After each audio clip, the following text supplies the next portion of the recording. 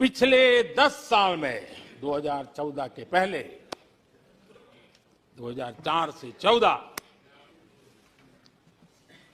भारत की अर्थव्यवस्था खस्ता हाल हो गई। निराशा नहीं होगी तो क्या होगा? 10 साल में महंगाई डबल डिजिट रही, महंगाई डबल डिजिट रही। और इसलिए कुछ अगर अच्छा होता है तो निराशा और उभर करके आती है। और जिन्होंने बेरोजगारी दूर करने के वादे किए थे, जिन्होंने बेरोजगारी दूर करने के वादे किए थे,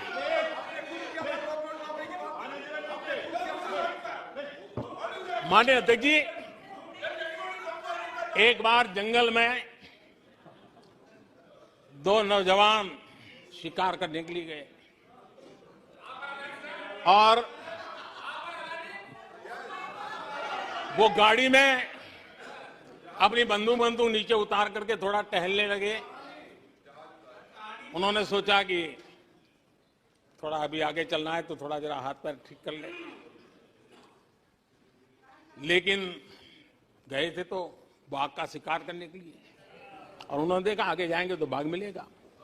लेकिन हुआ ये कि वहीं पर बाघ दिखाई दिया। अभी नीचे उतरे थे, अपनी गाड़ी में बंदूक वहीं पड़ी थी। बाघ दिखा, अब करे क्या? तो उन्हें लाइसेंस दिखाया कि मेरे पास बंदूक का लाइसेंस है।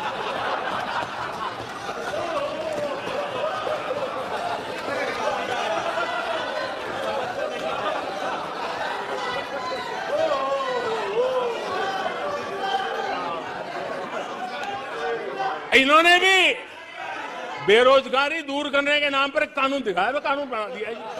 अरे देखो, कानून बना दिया है। ये इनके तरीके से पल्ला झाड़ दिया। 4 से 14 आजादी के इतिहास में सबसे घोटालों का दशक रहा, सबसे घोटाला।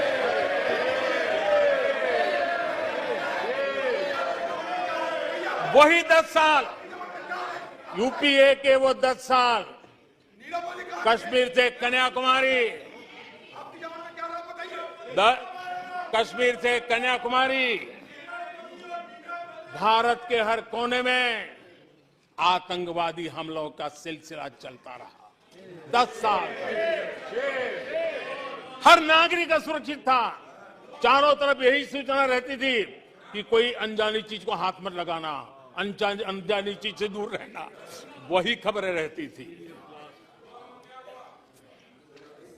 10 साल में जम्मू कश्मीर से लेकर नॉर्थ ईस्ट तक हिंसा ही हिंसा देश का शिकार हो गया था। उस 10 साल में भारत की आवाज ग्लोबल प्लेटफॉर्म पर इतनी कमजोर थी कि दुनिया सुनने तक तैयार नहीं। आदरणीय अध्यक्ष जी, इनकी निराशा का कारण यह भी है, आज जब देश की क्षमता का परिचय हो रहा है, 140 करोड़ देशवासियों का सामर्थ्य खिल रहा है, खुल करके सामने आ रहा है। लेकिन देश का सामर्थ्य तो पहले भी था, लेकिन 4 से ले 14 तक इन्होंने वो अवसर गंवा दिया। और यूपीए की पहचान बन गई, हर मौके को मुसीबत में पलट दिया, हर मौके को मुसीबत में पलट दिया।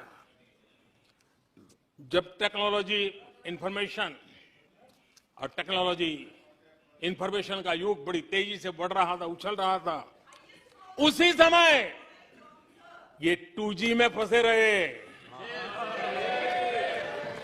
मौका मुसीबत में।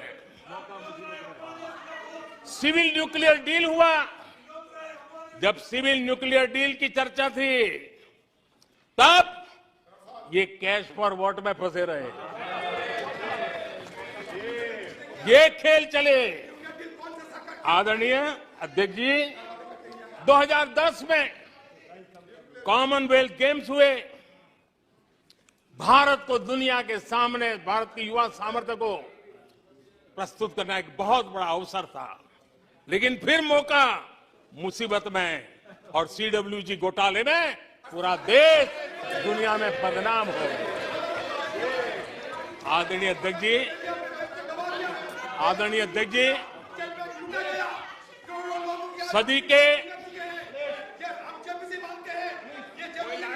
सदी के दूसरे दशक में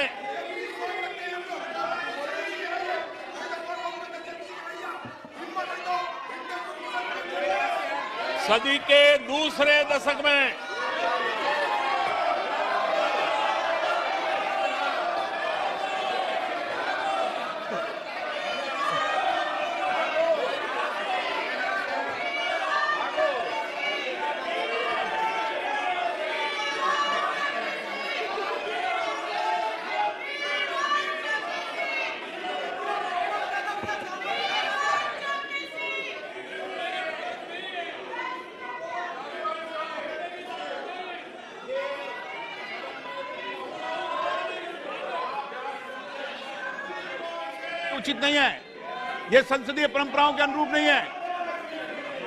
आप बिना तथ्यों के बोलते हैं और फिर सुनते नहीं हैं। प्लीज बैठिए। नो, बैठिए। No no no no no. आदरणीय अध्यक्ष जी,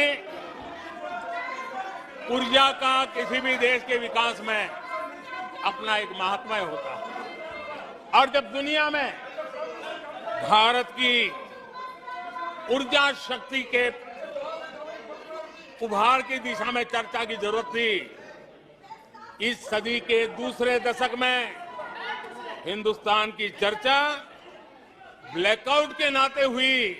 पूरे विश्व में ब्लैकआउट के वो दिन चर्चा के केंद्र में आ गए। कोयला घोटाला चर्चा में आ गया। आदरणीय अध्यक्ष जी, देश पर इतने आतंकी हमले हुए, 2008 के हमलों को कोई भूल नहीं सकता है, लेकिन आतंकवाद पर सीना तान कर आंख में आंख मिला करके हमले करने का सामर्थ्य नहीं था। उसे चुनौती को चुनौती देने की ताकत नहीं थी, और उसके कारण आतंकवादियों के हौसले बुलंद होते गए और पूरा देश 10 साल तक खून बहता रहा। मेरे देश के निर्दोष लोगों का वो दिन गए थे। आदरणीय अध्यक्ष जी, जब एलएसी भारत के सामर्थ्य की ताकत का अवसर रहता था, उस समय डिफेंस डील को लेकर के हेलीकॉप्टर घोटाले और सत्ता को कंट्रोल करने वाले लोगों के नाम उसमें चिन्हित हो गए। आदरणीय अध्यक्ष जी, जब देश के लिए जरूरत थी और निराशा के मूल में चीजें पड़ी हुई है, सब उभर करके आ रहा है। आदरणीय अध्यक्ष जी, इस बात को हिंदुस्तान हर पल याद रखेगा कि 2014 के पहले का जो दशक था, द लॉस्ट डेकेड के रूप में जाना जाएगा, और इस बात को इनकार नहीं कर सकते कि 2030 का जो दशक है, ये इंडियाज डेकेड है। पूरे विश्व के लिए